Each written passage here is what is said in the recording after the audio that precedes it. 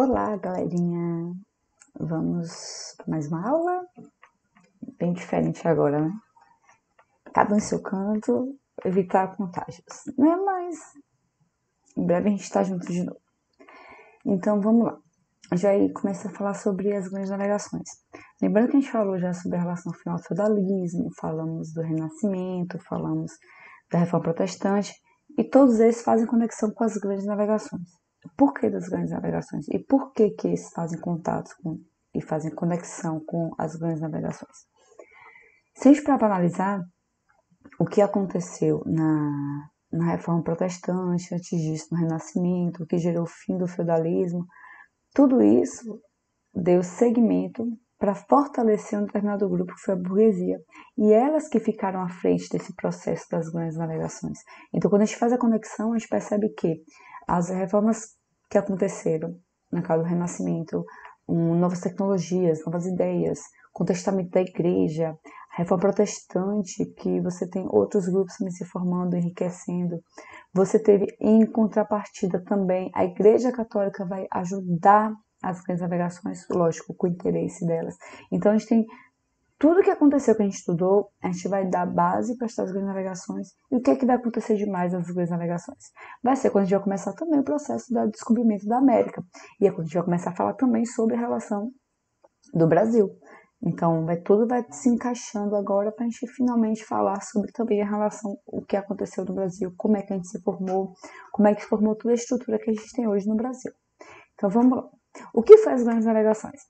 É o nome dado às viagens que os europeus fizeram entre o século XV e o século XVI. Então, perceba que aí vai ser no meio e no final do Renascimento, das ideias renascentistas. Vai ter a ideia também aí, vai ser no período em que vai acontecer as reformas protestantes. E tudo isso vai fomentar, vai dar mais gás para que aconteça as grandes navegações. Eles passam agora a navegar pelos oceanos. Antes as viagens eram ou por terra ou pelo Mediterrâneo, mas agora eles passam a utilizar também o oceano. Mas por que eles passam para o oceano? A gente vai ver algumas situações, adiantando, algumas situações foram cruciais para isso. Primeiro, o monopólio do Mediterrâneo, quem vai estar monopolizando? Gênova e Veneza, cidades italianas, em que enriqueceram muito com o Renascimento. Então, eles tomaram posse daquela região. E a necessidade de novas rotas, então, para poder se enriquecer e para continuar o comércio. Exemplo de mapas. Nós temos aqui, eu vou botar os dois mapinhas de exemplo de que como eles se baseavam. Eles acreditavam, eles não sabiam da existência da América e acreditavam que a África não era tão grande como ela é hoje. Então acreditavam que a África era bem menor. Perceba que esse mapa ele está meio distorcido dos mapas que a gente tem hoje. Até porque a tecnologia que eles tinham lá era mais de olho. Então eles iam, alguém que era bom de olho de memória e faziam os desenhos das áreas, né? E olha que interessante, aqueles acreditavam nas relações de que seres espirituais celestiais, eles que eram responsáveis pelos ventos. Então eles acreditavam nessa relação de que existia só esse território e as crenças em que, baseadas na Bíblia, de que alguns falavam da Bíblia, né, de que a Terra era quadrada ou plana. Algumas interpretações, desculpem. Algumas interpretações. Então eles acreditavam que em volta daqueles continentes, aqueles dois continentes, que era a África, o que eles conheciam da África, que era a Ásia você vê que ele já conhece muito mais território, e o que era da Europa, é essa partezinha que é a Europa. Então, o que eles conheciam dessas regiões, eles fizeram esse mapinha. Perceba que até a Europa ela está meio diferente do que a gente vê, geralmente. Então, foi baseado exatamente a partir do olho nu, por isso que a gente não pode ver de forma fielmente verdadeira, mas é que eles se baseavam para fazer as grandes navegações. O que eles tinham, né, de início para se lançar o mapa. Aqui é uma bem antiga esse mapa e fazendo exatamente referência a alguma parte da Europa especificamente, né? O mar Mediterrâneo, você tem a relação da Europa aqui. Outro mapinha, igual aquele mapa que eu mostrei para vocês anteriormente, então era o mapa utilizado, né, pelos navegadores, feito por Ptolomeu. Ptolomeu, ele é geógrafo e astrônomo, então ele que foi o primeiro a desenhar o mapa, né? E nada parecido com o que a gente é hoje, né? Até a Italiazinha foi da botinha de vocês, a Grécia, tudo é diferente. Por quê? Porque ele fazia mais em relação ao olho nu. Então, ele não tinha a tecnologia que a gente tem hoje, de mapa, de satélites, e de câmeras boas, de drones para fazer filmagens, sei lá o que for, para fazer a filmagem mais ampla. Então, era muito mal estruturado. Era mais olho nu. Por isso que a gente vê bem arcaico, assim, bem rústico, digamos assim, o mapa. Então, aí a gente viu o mapa e tal, mas o que vai fazer alguém sair pro desconhecido e outra rota para poder conseguir alguma coisa? No caso, as especiarias. Primeiro, eles queriam novas rotas para o Oriente, né? Porque eles queriam ir para as Índias, tinha necessidade econômica principalmente de ir para as Índias, porque viam lá muita fonte de riqueza e foi para ir para as Índias. Praticar novas práticas, né, que era o mercantilismo, praticar a ideia do mercantilismo, que é você acumular metais preciosos. A Europa estava falida de minas de ouro e de prata, então eles tinham buscado novos territórios que tinham minas de ouro e de prata, então eles buscavam para também fazer esse acúmulo de metais e até o comércio em si mesmo, de vender seus produtos e pegar produtos baratos para poder vender na Europa. E explorar os mares nunca navegados e o ideal cruzadista. Lembra que eu falei para você das cruzadas? Que a primeiro momento as cruzadas elas eram intenção de salvar Jerusalém das mãos dos muçulmanos. Só que depois, lá a terceira, a quarta, não tinha nada a ver mais com salvar Jerusalém. A ideia da quarta era porque viram que dava dinheiro, viram que era algo lucrativo, eles conseguiam mais terras, mais benefícios, então ao invés de eles chegarem e fazerem a cruzada de reconquista, eles faziam cruzadas mais para poder dominar territórios e fazer comércios. Isso fez com que uma determinada classe, como os burgueses, crescesse, desenvolvesse e ficassem cada vez mais ricos. Então, a rota inicial que eles faziam era essa aqui, esse pontinho aqui, esse traço que está aqui. Eles saem geralmente da Espanha ou Portugal, vinham pelo mar Mediterrâneo, atravessavam o mar Mediterrâneo, encostavam aqui, ó. Poderiam sim ter vindo por esses outros mares e também poderiam vir por aqui e vir por terra até chegar às Índias. E lembra quando eu falei da relação dos muçulmanos? Por quê? Que a gente estudou os muçulmanos no 6º ano. Porque os muçulmanos, eles que trouxeram especiarias, eles que trouxeram essas novidades comerciais. Era um povo bastante comerciante, então eles fizeram essa relação comercial que com os muçulmanos tinham essa relação comercial que os portugueses e europeus, portugueses, espanhóis e europeus de modo geral, eles começaram a ter esse processo, esse interesse também em fazer esse comércio. Então, eles buscavam essa conexão para poder fazer esse comércio. Então, logo depois, eles começaram a pegar o caminho certo, depois das cruzadas, começaram a ver que tinha benefício, então eles começavam a querer exatamente chegar até aqui. A gente vai ver outros mapas que a saída dos europeus para as Índias, elas vão fazer esse processo aqui, ó. Vão atravessar tudo aqui até chegar às Índias, Calicut. Então, aqui, por exemplo, vai ser 2.000 quilômetros, aqui vai ser uns 8.000. 8.000 exagero, né? Mas em 5.000, por exemplo, eles vão ter muito mais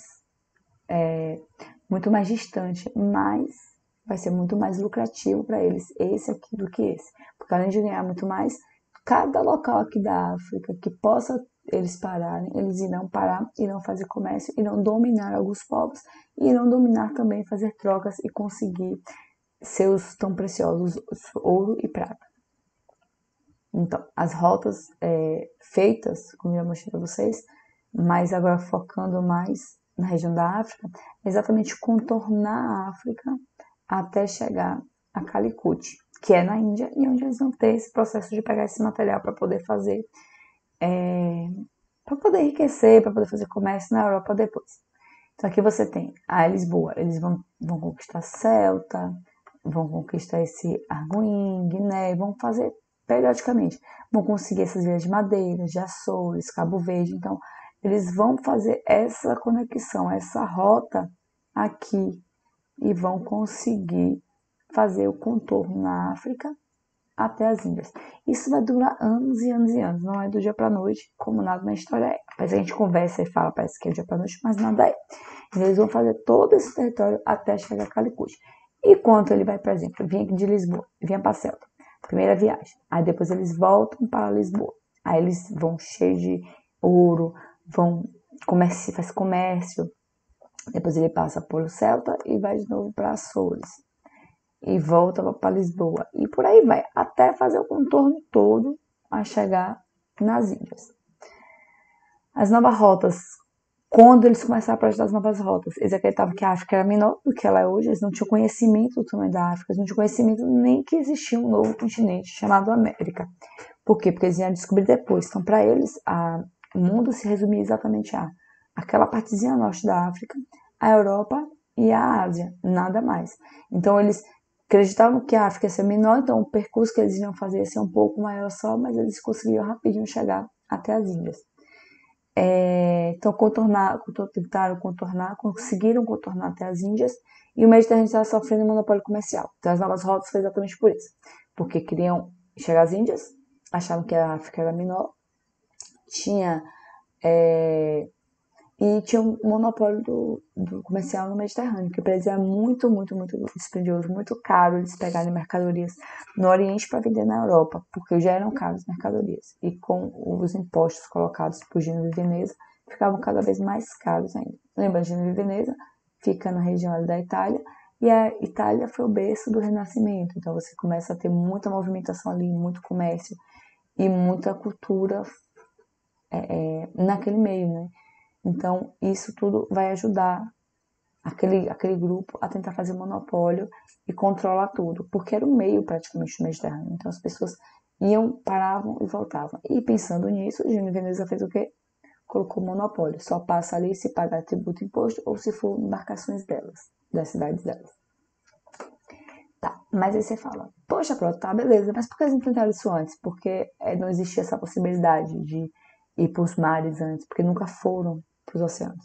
Devem ter ido, mas deve ter acontecido algum tipo de situação, por exemplo, algum navio naufragou, algum navio encalhou, algum animal bateu e acabou destruindo, chegando somente os restos das embarcações, e tudo isso fazendo com que eles tivessem visto aos que ficavam no litoral, viram esses resquícios, esses restos e achavam várias coisas, como por exemplo, dois perigos que você tinha, o imaginário e o real. O perigo imaginário, primeiro eles acreditavam que a Terra era quadrada. Além de quadrada, você tinha outros que achavam que ela era achatada como uma pizza. Então, nisso o que acontecia? Como ela era achatada ou quadrada, na linha do horizonte, quando a gente olha para o horizonte, o que acontece? Eles acreditavam que ali era o fim. Se você chegasse naquela linha, você iria cair em uma cachoeira gigantesca e embaixo teria um monstro que iria comer embarcações. Por isso que as pessoas nunca voltavam quando iam para o alto mar. E falavam também que a linha do Equador, você tem a pizza, mas um pouco mais abaixo, as águas eram quentíssimas, fervendo, e que incendiavam os navios. Então, os navios que chegavam até lá eram incendiados pela temperatura da água. Então, tinha várias questões. Tinha também, existiam monstros marítimos que comiam as embarcações e que destruíam os navios. Existiam vários perigos imaginários. As pessoas imaginavam muitas coisas acontecendo. Aí, por exemplo, nessa gravura aqui, de 1558, nós vimos como se fosse uma serpente marítima atacando um barco. E esse seria um monstro que era Atlântico infestado de monstros. Então, os monstros atacavam as embarcações. Então, as pessoas tinham medo de que isso é verdade. Pelo não vou ficar por aqui, né? Vai que existe mesmo esses monstros marítimos. Aqui, você tem uma imagem, né, que apresentava esses monstros estranhos, esquisitos, que eles imaginavam que existiam. E já falei pra vocês, né, da relação de que acreditavam que a Terra era plana, que existia um abismo sem fim. Outros diziam que existia um abismo, mas que no final tinha um monstro com a boca aberta. E tinham vários monstros, serpentes, peixes nunca vistos antes. Olha, poderia ter existido, por exemplo, a possibilidade de alguns terem visto lulas gigantes, terem visto as cachalotes, as baleias, tubarões e algumas outras espécies de peixes grandes. Então eles se assustavam com essas espécies por nunca ter visto ou por ter sofrido algum tipo de baque, né? Eles têm batido muitas vezes em navios e afundado embarcações. Então os possíveis sobreviventes imaginavam a situação, ou pessoas que ouviu comentários, ouviu algum ser estranho, grande demais próximo do litoral, ou quando se afastaram um pouco da costa. Então isso fazia com que eles acreditavam que existiam esses monstros gigantes e que era perigoso ir para o alto mar, era muito perigoso se afastar da costa, porque ali existiam monstros desconhecidos e muito perversos. Aqui mais uma imagenzinha que a gente vê como se fosse um monstro gigante que está atacando a embarcação. Você tem os ventos ferozes também que destruíam as embarcações. E aqui um exemplo clássico assim de como seria imaginado essa terra, né? Você tem a terra plana, aqui está o continente, aqui nós temos o mar. Perceba que os grandes ventos e fortes são seres celestiais que sopram e levam a embarcação para longe da costa e para exatamente a cachoeira gigante. Nessa cachoeira gigante tinha-se um dragão que iria comer as embarcações, que porventura caíssem nesse abismo.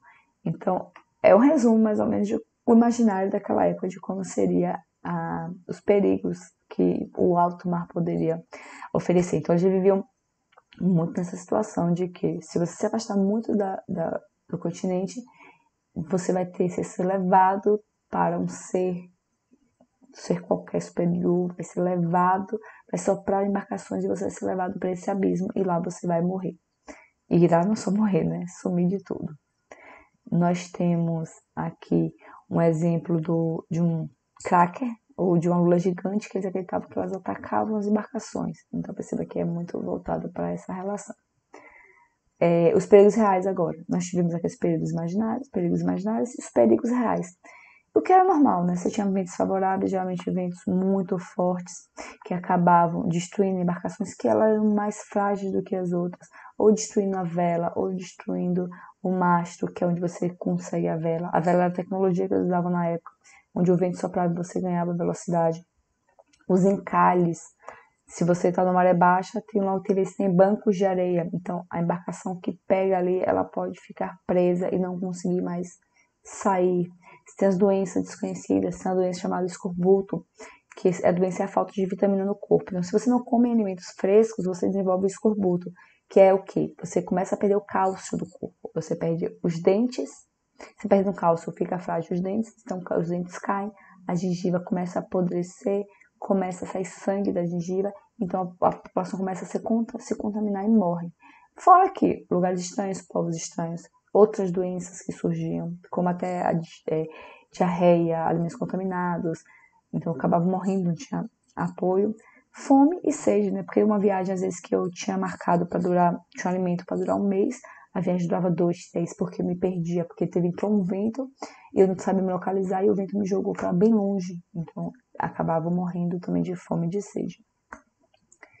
Mas, e afinal, o que tinha de tão valioso que poderia sofrer a possibilidade dessas invasões? Desses perigos? O que poderia deixar essa ideia da vida em segundo plano? O que é mais valioso do que isso? Era exatamente as especiarias. As especiarias eram muito utilizadas para conservar alimentos e eram muito cobiçados na Europa. Então era muito valioso. Ela dava sabor e conservava o alimento. Então eles faziam de tudo para essas especiarias e era muito caro. Então eles pegavam essas especiarias da Índia, vendiam na Europa com um preço muito alto e eles tinham muito lucro com isso. Além de artigos de luxo, como por exemplo a seda, a roupa de seda, tapetes, tudo isso eram artigos em que os europeus queriam ter para mostrar seu status. Então era muito lucrativo, então valia a pena você arriscar um pouquinho a sua vida para poder chegar nesses espaços e conseguir ter esses benefícios, né? esse valor. Se você conseguisse fazer essa trajetória e voltar, você ia ter muito dinheiro, muito lucro. Sim. E quem foi o primeiro país a se lançar ao mar? E por quê? Quem seria o primeiro país? Portugal, né? Por que Portugal foi o primeiro país a se lançar ao mar? Posição geográfica, burguesia aliada ao rei e poderosíssima, riquíssima. possuía escola de navegação, a escola de Sagres, técnica e conhecimento com bússola, astrolábio e mapa, então ele conhecia, ele sabia se localizar, ele sabia voltar para casa, criação de caravelas, que começaram a criar barcos mais fortes, mais potentes e que aguentavam muito mais pressão, e o estado centralizado, que também vai ser muito importante. Então, aqui, boa localização, que a gente vê aqui, ó, Portugal tá na cara aqui do mar, então fica muito mais fácil para ele se lançar. Nós temos uma burguesia rica e forte, perceba que os comerciantes aqui, nós temos a galera circulando, geralmente os comerciantes, eles tinham muito dinheiro, então eles eram que controlavam toda essa relação comercial, então eles investiam muito nessa relação, eles queriam investir porque se investissem ganhar muito mais dinheiro, então ele pensava muito mais além, né? Eu vou comprar lá para revender aqui muito mais caro e vou ganhar mais dinheiro. E a escola de navegação, essa escola de navegação é exatamente uma escola em que vai ensinar a navegar, ensinar os navegantes, ensinar você a se orientar no mar, como fazer embarcações, como sair de situações perigosas. Então a escola vai ser direcionada exatamente para as navegações. Temos, como eu falei, técnicas e conhecimento de navegação. Nós temos aqui a bússola, essa daqui é a bússola, não importa onde você esteja, se você pegar uma bússola e virar ela de qualquer lado, ela sempre vai apontar para o norte. Como assim?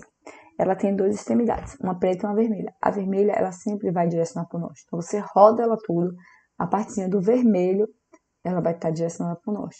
Então, você, minha casa é para o leste. Onde é que eu estou agora? Eu sei que minha casa é onde o sol nasce.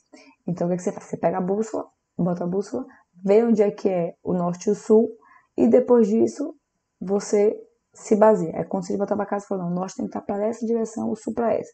Porque o leste é para aquela.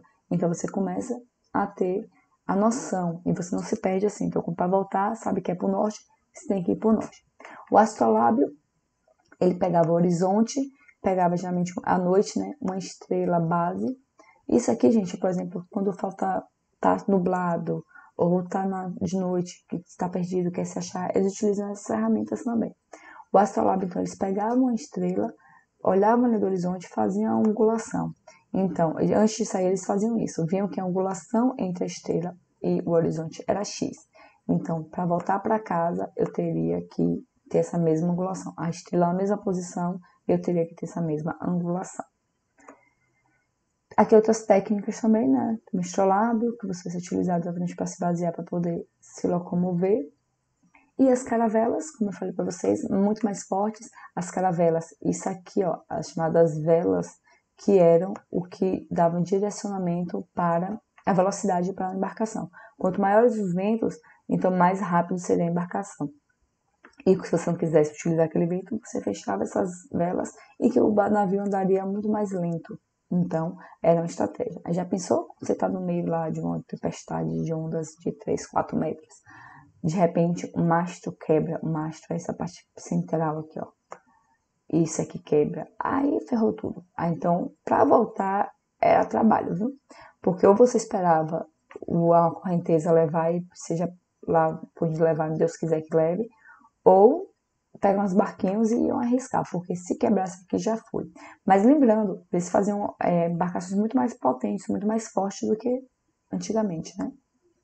Do que antes desse processo. E outra é exatamente o Estado forte e centralizado, porque Portugal foi o primeiro país a se tornar país. Então, lembra que eu falei, a gente estudou como é que se formou os países europeus, Portugal, Espanha, Inglaterra, França, Espanha, por quê? Porque é exatamente isso, para a gente ter nesse momento esse processo.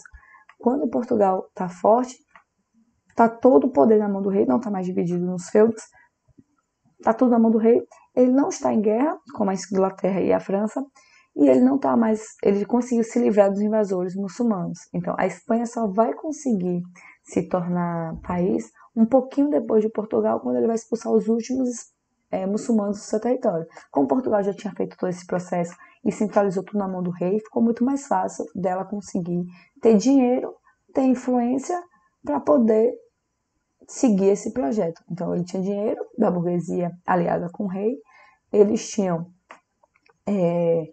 todo o poder na mão do rei, o apoio da igreja, então para mandar e contratar pessoas era muito mais fácil, né? Você direcionar tudo isso.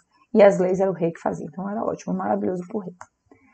O objetivo maior da expansão, como eu falei, vai ser a busca de minas de ouro e prata, porque na Europa estava escasso esse recurso e o mercantilismo ele usava muito essa ideia de que quanto mais ouro, mais prata, mais rico é a sociedade, quanto mais rico é a sociedade, mais poder ela vai ter.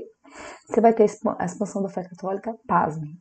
Quem acreditava que o mundo era quadrado, começam agora a querer fazer isso acontecer, essa expansão. Por quê?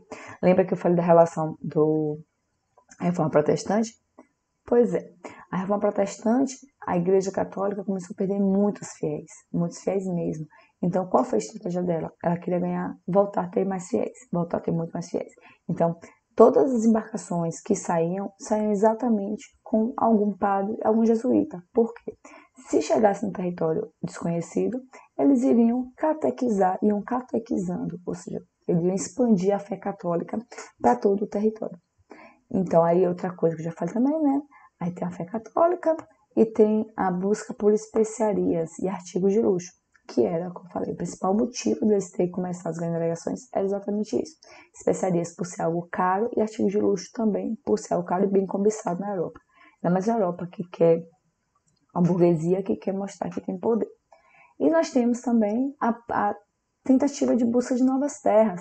Lembra devido à escassez ocasionada pelo feudalismo, as relações climáticas, né, as falhas climáticas que aconteciam no período feudal, a escassez de alimento, tudo isso fez com que eles também quisessem buscar novas terras para poder produzir ou explorar as novas terras também e pegar esses recursos dessas terras para poder ficar com eles.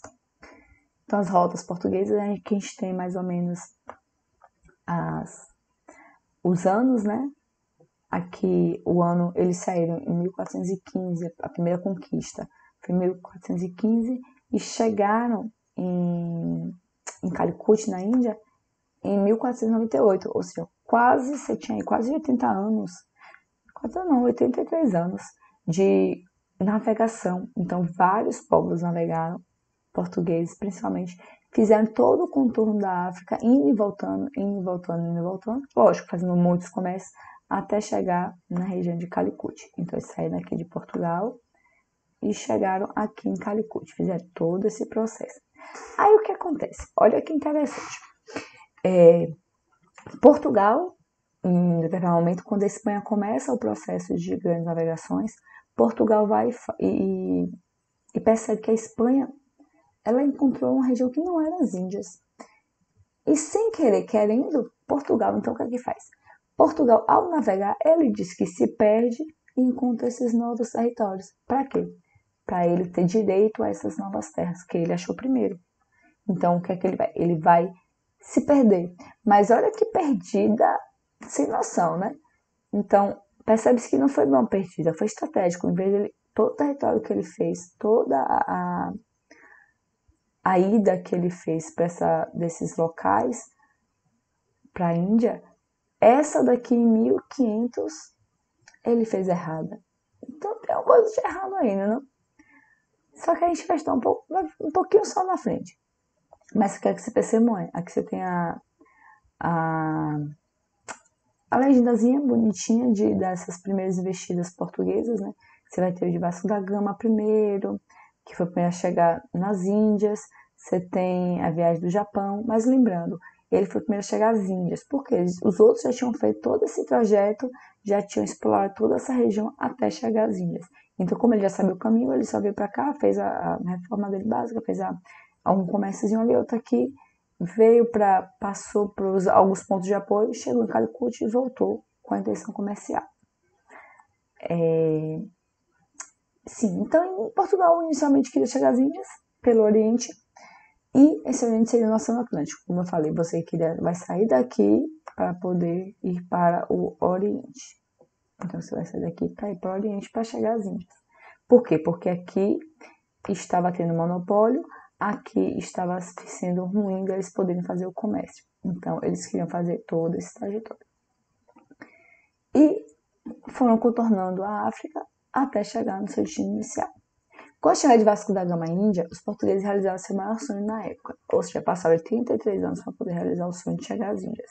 Porque eles tinham interesse em cada momento que eles paravam, eles tinham interesse, né? Começaram a explorar algumas cidades africanas, explorando o povo, as minas de ouro, então tudo isso era intencional. Chegou então ao Oriente, contornando a África, calcula-se que o lucro obtido com esta expedição marítima permitia montar 60 outras iguais. Então, será que foi lucrativo?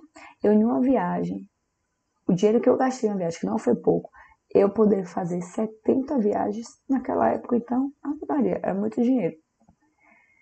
Então, aqui, o que vai acontecer? Só que aí Espanha vai, consegue expulsar os muçulmanos e se fortalece e unifica seu reino.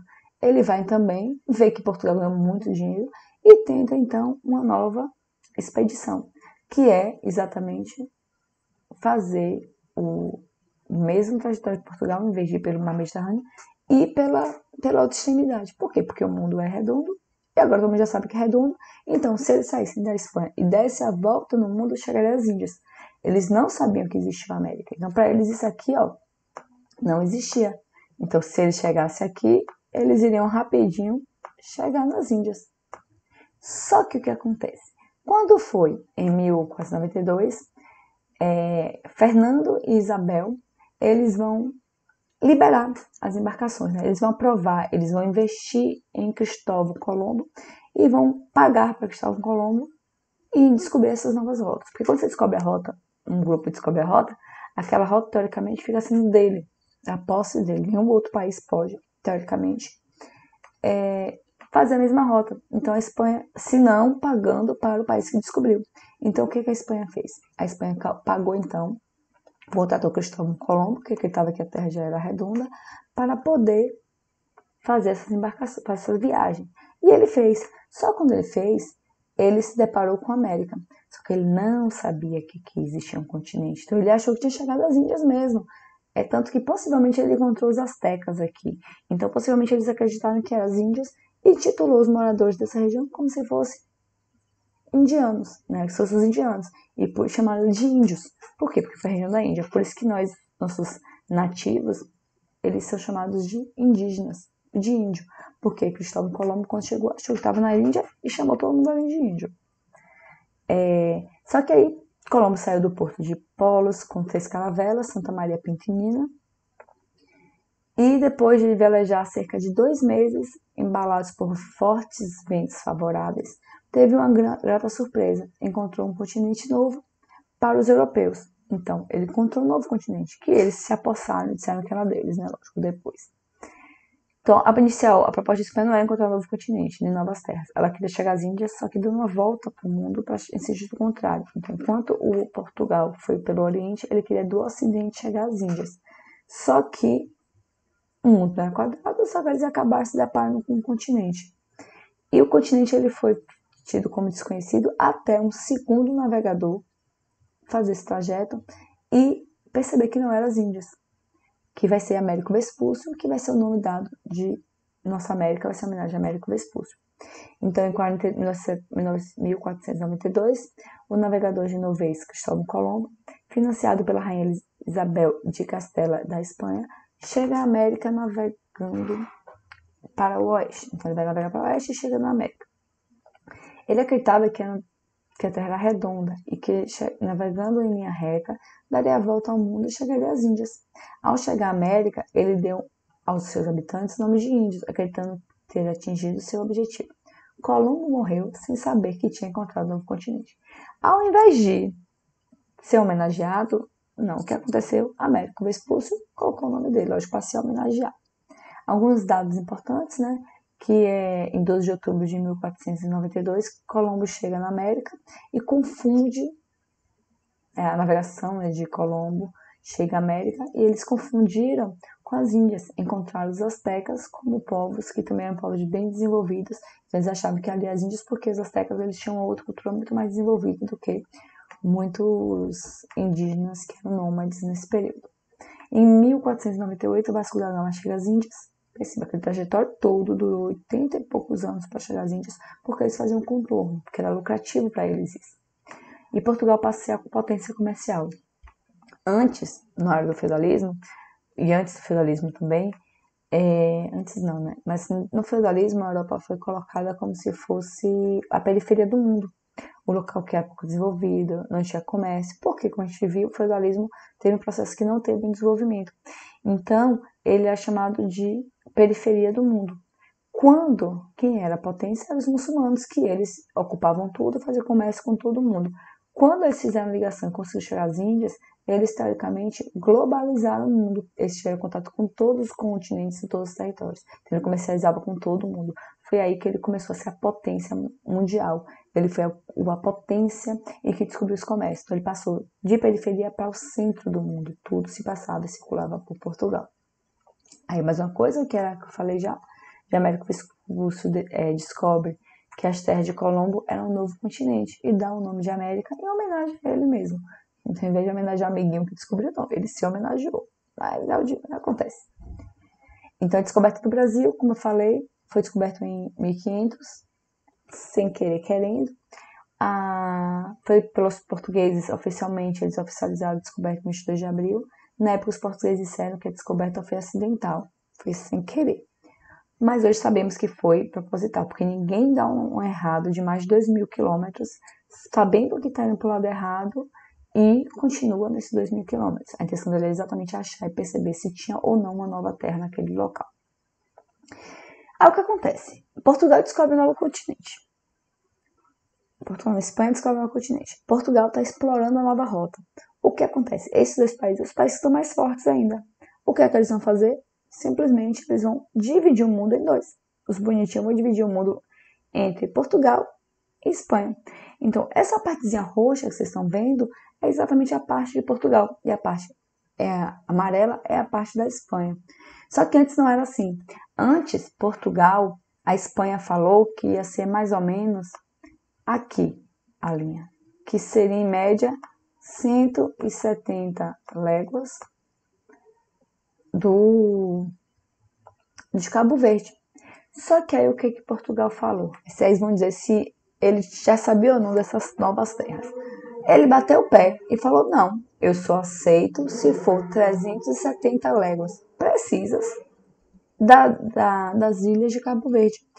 Aí estava a Espanha, o Papa, a Espanha, que não sabia de que ali se tinha um determinado território, né, aceitou essa proposta. Até porque Portugal era potência, era mais rica, o Papa os dois eram católicos, então o Papa negociou e conseguiu fazer com que ocorresse essa divisão bonitinha.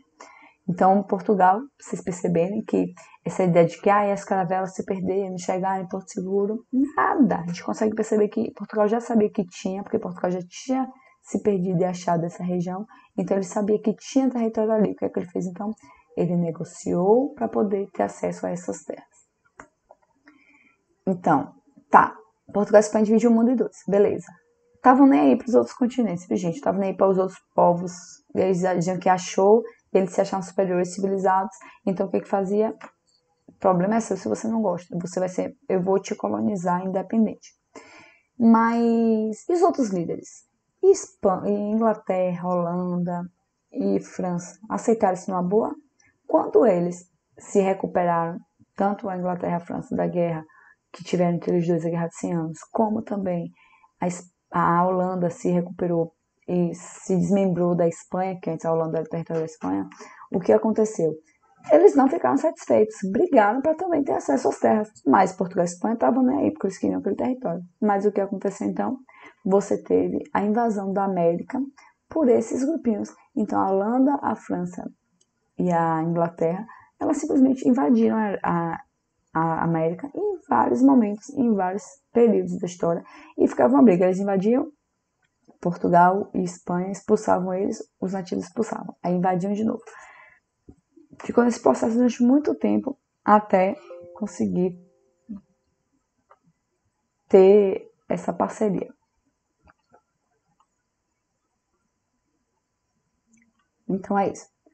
Na próxima aula a gente consegue finalizar os outros tópicos, que a gente vai falar exatamente dessas invasões holandesas, francesas e inglesas no mundo como um todo, né? E como eles vão se destacar, como eles vão conseguir atingir esses objetivos durante todo esse processo.